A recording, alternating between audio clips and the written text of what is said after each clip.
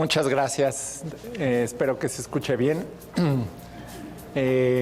Como comentaba Rafa, en Jones Lang LaSalle, que es una empresa internacional, nos empezamos a involucrar con temas de sustentabilidad por necesidades de nuestros clientes. Tenemos clientes globales, transnacionales, que desde hace varios años nos empezaron a pedir que en nuestras asesorías, en nuestra búsqueda de inmuebles, en nuestro trabajo de mantenimiento de instalaciones, en nuestro trabajo de project management para construcción y adecuación de espacios, que incorporáramos con cada vez más importancia los temas de sustentabilidad. Hoy de lo que quería hablar era de una parte de ello, que es la certificación LED o LEED, que muchos de ustedes habrán oído. Es un término que sí usa, que se maneja al aire, pero que quizá no tenemos claridad en qué consiste, qué se requiere, qué tan fácil o difícil es y hacia dónde se está moviendo. LEED es un sistema de certificación, un certificado que se puede obtener para inmuebles. Las iniciales corresponden a Leadership in Energy and Environmental Design, pero nadie lo usa. Y ha crecido a ser el estándar mundial para certificar edificios verdes.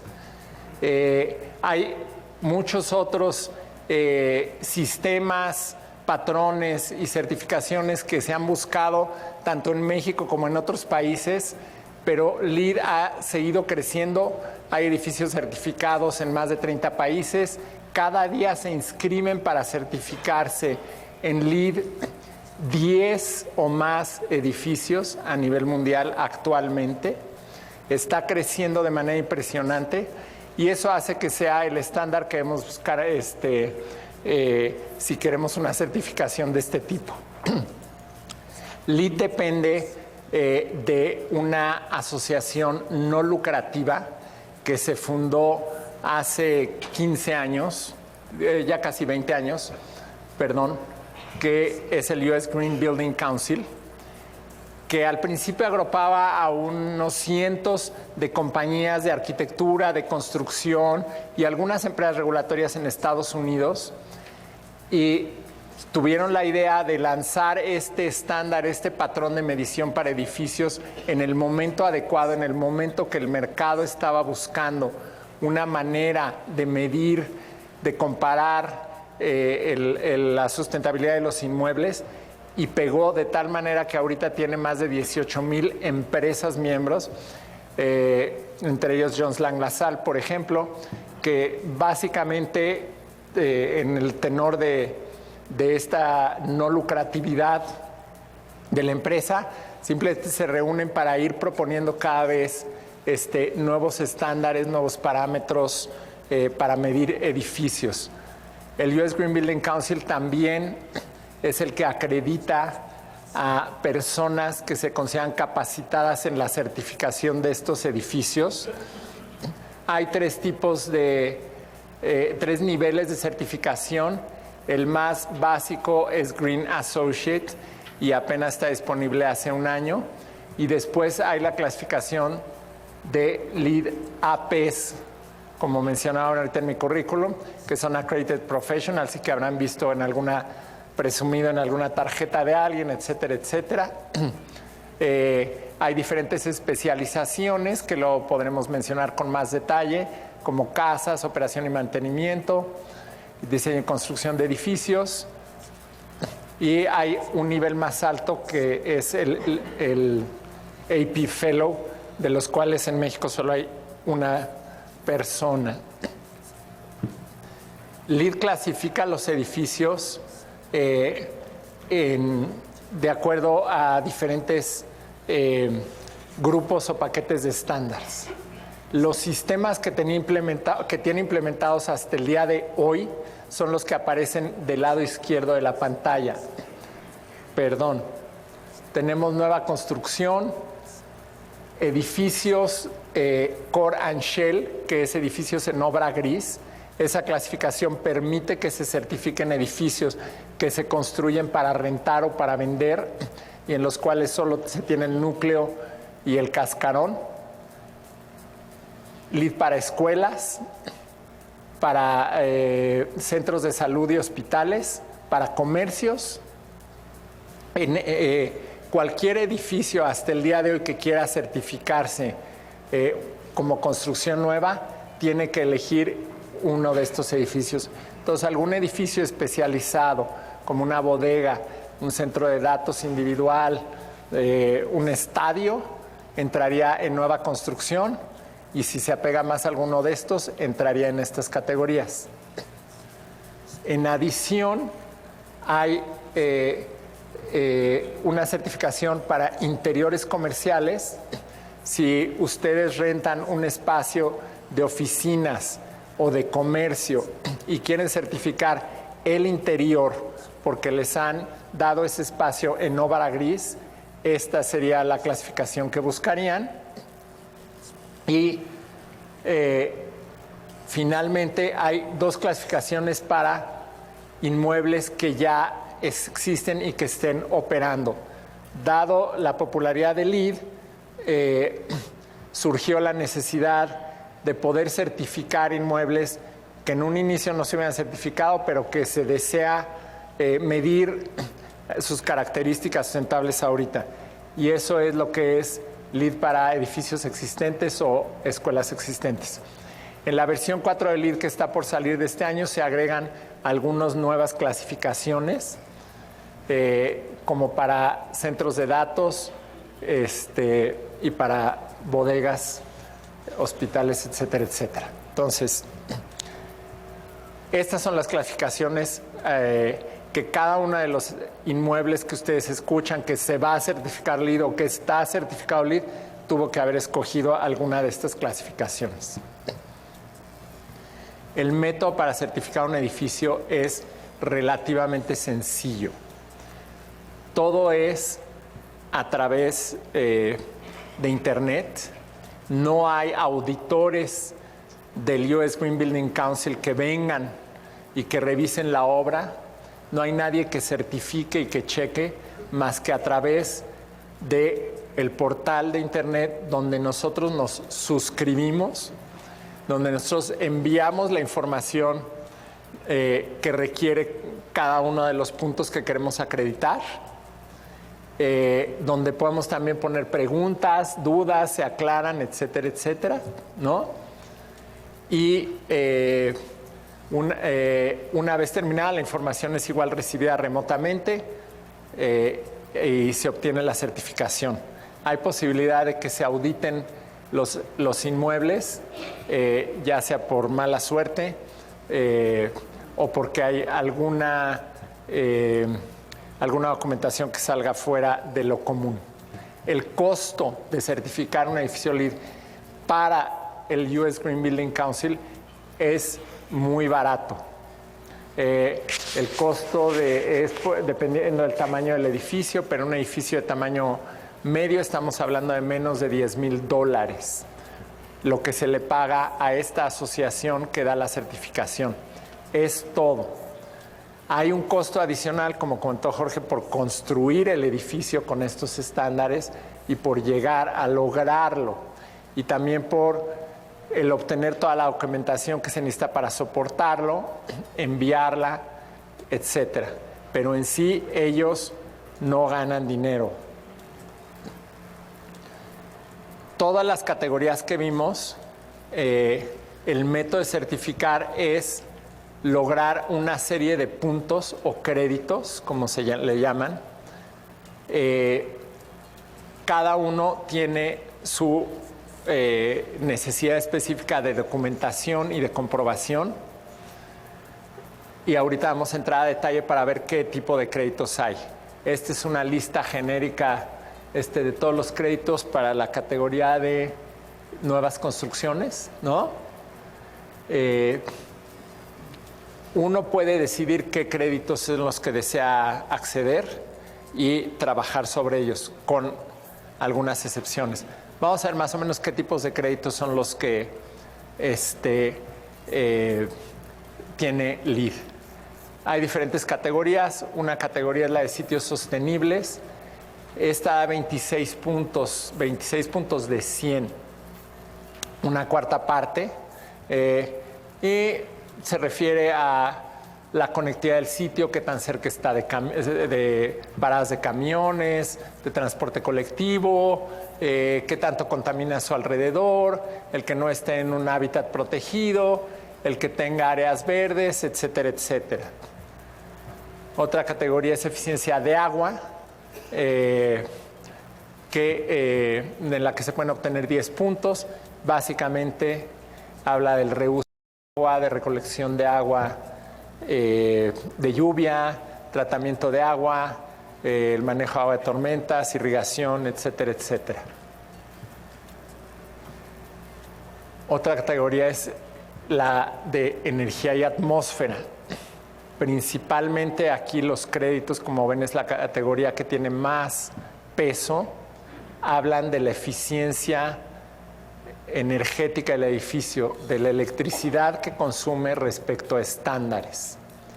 Entonces, los edificios LEED necesariamente tienen que ser edificios que tengan medidas como las que se platicaron anteriormente, que logren que el consumo en aire acondicionado y en electricidad sea menor a el de un edificio, repito, que se considere estándar. Ese estándar está subiendo cada vez más, pero depende también del tipo de edificio. Si ustedes están pensando que una discoteca o un centro de procesamiento de datos no va a poder obtener esta certificación, no es así, porque se mide contra el estándar.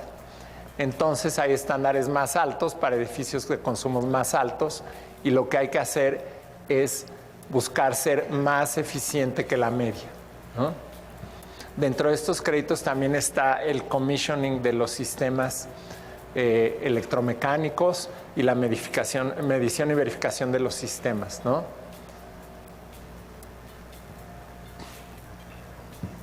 Otra categoría es materiales y recursos, en los que el LEED se concentra, por ejemplo, en que los materiales que se utilicen para la construcción sean regionales, que no impliquen una contaminación debido a su transporte desde el otro lado del mundo, que tengan elementos, contenido reciclado dentro de ellos, como los puede tener muy fácil el acero y algunos otros elementos.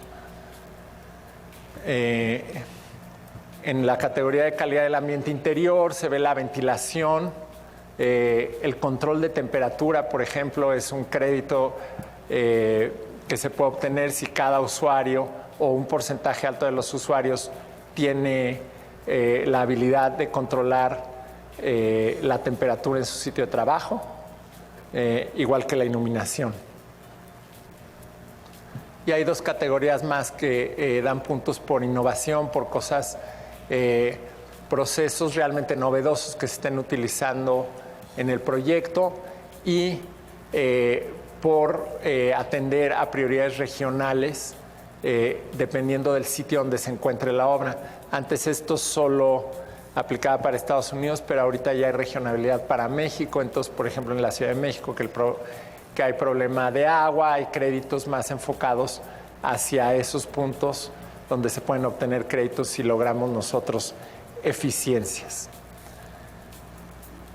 De todos estos puntos, ¿no?, hay unos que dependen del diseño y otros de la construcción, del proceso de construcción del inmueble o de los interiores de los que estemos tratando. La gran mayoría de los puntos son de diseño. Si ustedes tienen un diseño donde se va a implementar un sistema de aire acondicionado, un sistema de iluminación,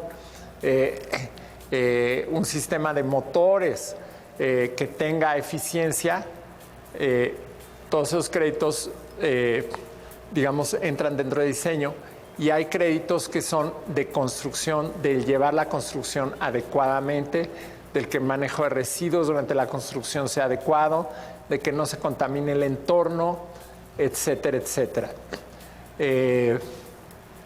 Es importante señalar esta diferenciación porque una vez que esté listo el diseño de nuestro edificio, aún sin haber empezado a construir, podríamos saber cuántos créditos se obtienen por diseño y entonces desde ese momento saber si nuestro edificio va a lograr la certificación sin necesidad de esperar hasta que esté acabada la obra.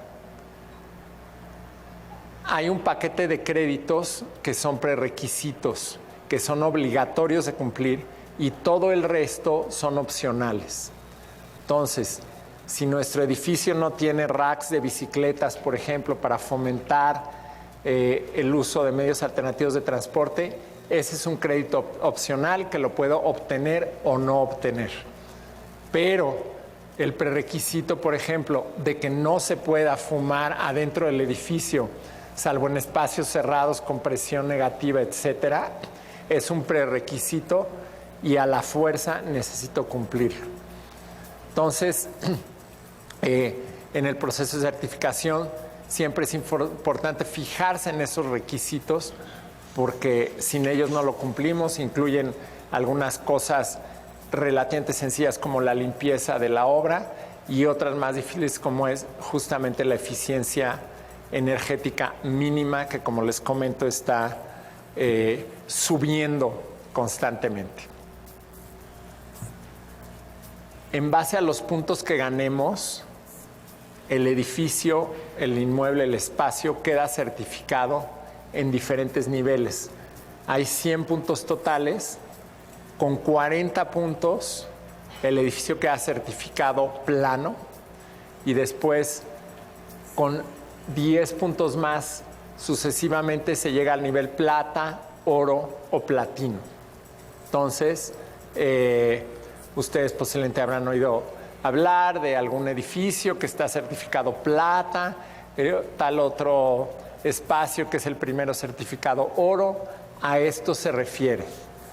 Estos puntos, aunque se vea una diferencia relativamente pequeña entre plata, oro y platino, son cada vez más difíciles de lograr porque los puntos básicos, los puntos sencillos se van acabando y tenemos que llegar a puntos cada vez más complicados para llegar a estas certificaciones. Un nivel platino es muy difícil de alcanzar y el costo pues se incrementa, ¿no? Una cosa más a entender en cuanto a la certificación. LEED ha ido sacando nuevas versiones de su sistema cada vez que se han ido adaptando a las prácticas de mercado, a las necesidades que van creciendo en diferentes partes del mundo, ¿no? Y a los diferentes tipos de inmuebles. La primera versión de LEED era mucho más sencilla de lograr que las versiones que se están manejando ahorita. Actualmente la versión vigente es la versión 3 o 2009, pero los edificios que están en construcción desde hace mucho tiempo, como la Torre BBVA Bancomer en Reforma, donde Jones Lang LaSalle está participando, es un edificio, por ejemplo, que se inscribió con la versión anterior, se inscribió antes del 2009. Y como en algunos otros procesos de certificación, sigue vivo la vigencia, la versión anterior. Entonces se está certificando en una versión que se implantó en 2005 y que no tiene los requerimientos de las nuevas versiones, ¿no? Hay una versión que está a punto de salir, ahorita está en un periodo de revisión por los miembros, por estas compañías que, como les repito, no están regidas por el gobierno de Estados Unidos ni ningún otro, sino es simplemente intercompañías. Se va a votar en verano y será la nueva versión que es mucho más moderna, ¿no? Esa versión tiene mucho más conciencia de que el LEED se ha adoptado alrededor del mundo y entonces de que hay créditos que son más difíciles o más fáciles de cumplir en países diferentes de Estados Unidos. Por ejemplo, aquí no puede ser difícil conseguir madera certificada de bosques de acuerdo a los criterios que propone LEED, y aquí al revés puede ser más fácil tener transporte urbano cercano dentro de la ciudad, etcétera, etcétera, ¿no?